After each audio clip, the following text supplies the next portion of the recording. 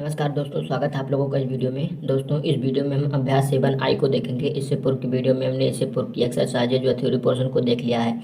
यदि आप लोगों ने उन वीडियोज़ को नहीं देखा तो जाकर देख लीजिएगा। इस वीडियो के डिस्क्रिप्शन में मैं उन वीडियोज़ का लिंक डाल दूंगा। तो चलिए फिलहाल शुरू करते हैं। इस वीडियो में हम अभ्यास 7 आई के पहले क्वेश्चन को देखिए। पहले क्वेश्चन में आपको कहा गया है वर्तमान में करमुक्त आय की सीमा क्या है। तो करमुक्त आय की जो सीमा है वर्तमान में, मैं भी 2023 की बता रहा हूँ। 2023 में 80 वर्ष से कम, जो 80 वर्ष से कम के मतलब लोग हैं उन पर जो कर लगता है 3 लाख रुपए वार्षिक पर लगता है। ठीक है, 3 लाख रुपए, इकाई, दहाई, सैकड़ा, हजार, 10,000, लाख, 3 लाख रुपए लगता है यदि उनकी उम्र 80 वर्ष से कम है।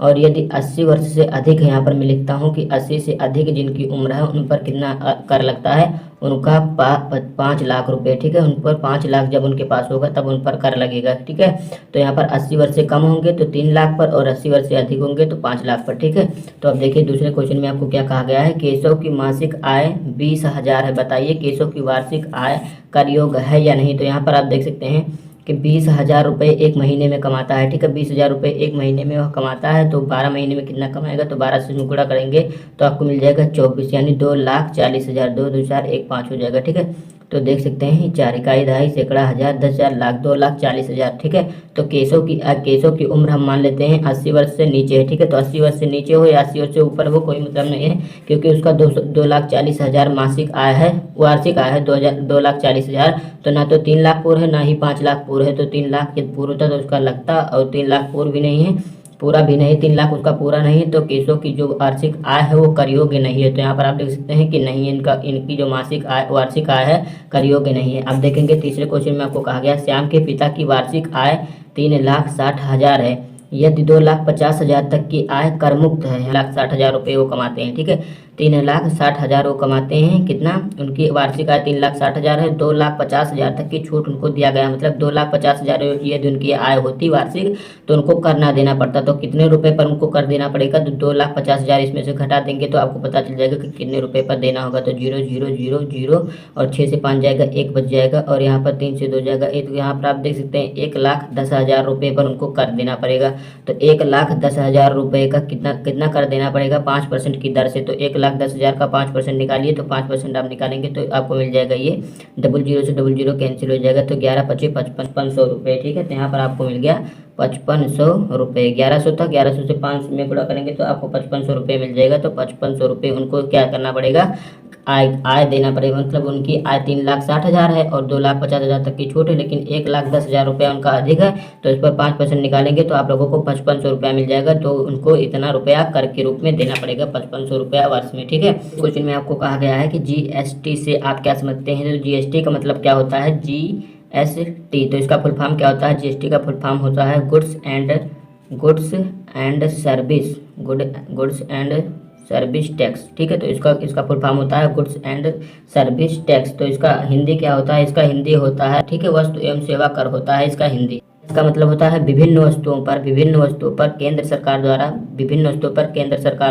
लगाया गया कर। ठीक है, इन वस्तुओं पर सरकार द्वारा लगाए गए कर को हम जीएसटी कहते हैं। जैसे किसी भी वस्तु पर वह कर लगा सकती है। ठीक है, जैसे कोई सेवा दे रही है तो उस पर कर लगा सकती है, जैसे कोई भी सेवा दे रही है तो उस पर कर लगा सकती है। होटल में आप खाना खा रहे हैं उस पर बिजली का बिल हो जाता है। ठीक है, तो ये सब और विभिन्न वस्तुओं पर इसकी जो कर लगाता है, विभिन्न वस्तुओं पर किसी पर 5% का लगाता है, किसी पर 12, किसी पर 18, किसी पर 28। ठीक है, आशा करता हूँ समझ में आएगा। आप देखिए पांचवें क्वेश्चन में आपको कहा गया है एक जोड़ी सैंडल का मूल्य 1,000 रुपये है। यदि उस पर 18% की दर से जीएसटी देना पड़ता है तो सैंडल खरीदने के लिए ग्राहक को कुल कितने रुपए देना पड़ेगा। तो 1,000 रुपये का क्या है, सैंडल है 1,000 रुपये, और उस पर 1800 मतलब 18% की जीएसटी देना पड़ता है। तो कितना रुपया देना पड़ेगा, तो 1,000 का 18%, और 1,000 का जो 18% आएगा वो हो जाएगा जीएसटी, और 1,000 ये मूल्य है। ठीक है, तो इसको 00 से 00 कैंसिल कर दीजिए, तो यहाँ पर कितना हो जाएगा 18 दाम में 180। ठीक है, तो 1,000 रुपये मूल्य है, मतलब 1,000 रुपये उस सैंडल का मूल्य है, और 180 रुपये उनको जीएसटी देना पड़ेगा। तो उनका कितना रुपया हो जाएगा टोटल, 0 8 और 1 1, तो उनको कितना रुपया देना पड़ेगा 1180।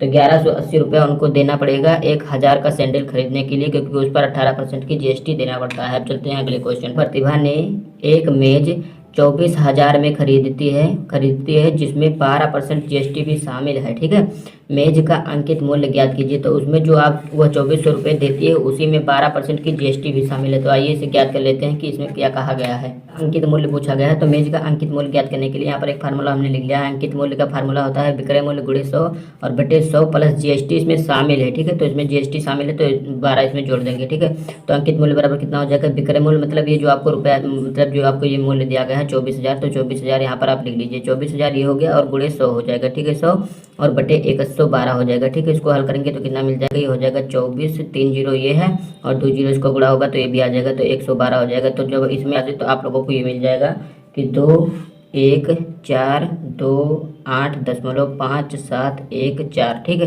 तो इतना आप लोगों को मिल जाएगा। कितना मिल जाएगा, 21,428.5714 रुपया मिल जाएगा। क्या मिल जाएगा, उसका अंकित मूल्य। ठीक है, अब चलते हैं अगले क्वेश्चन पर। विशाल ने अपने जन्मदिन पर अपने 20 मित्रों को होटल में भोजन पर आमंत्रित किया। भोजन पर रुपये 5,000 खर्च हुए। इसके अतिरिक्त 18% जीएसटी भी चुकाना पड़ा। विशाल को अपने प्रत्येक मित्र के लिए भोजन पर कितना व्यय करना पड़ा।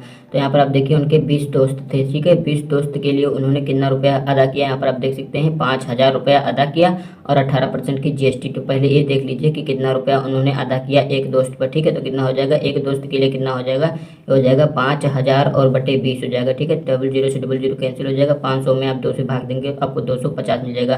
तो एक दोस्त के लिए उन्होंने कितना रुपया दिया है, 250। तो 250 रुपया एक दोस्त के लिए दिया है, तो एक दोस्त का 250 रुपया उन्होंने दिया है और इस पर 18% की जीएसटी लगता है। तो 250 का 18% और निकाल लीजिए। तो 250 का 18% हम निकालेंगे तो 18/100 हो जाएगा। तो 1 जीरो से कट जाएगा। ठीक है, इसको 5 दूनी 10 हो जाएगा, ये 5 25 आ जाएगा। ठीक है, तो 18 पंचे 90, ये हो जाएगा 90 और बटे 2 आप लोगों को यहाँ पर कितना मिल जाएगा, ये मिल जाएगा 45 रुपया। 250 रुपये एक दोस्त का ये अदा करता है रुपया उसका भोजन का और जीएसटी का 45 रुपया। ठीक है, तो 250 एक दोस्त के खाने का और जीएसटी का कितना 45 रुपया जीएसटी अदा करता है। तो कितना रुपया एक दोस्त के ऊपर जाता है, ये 5 और 5 4 9 और ये 2।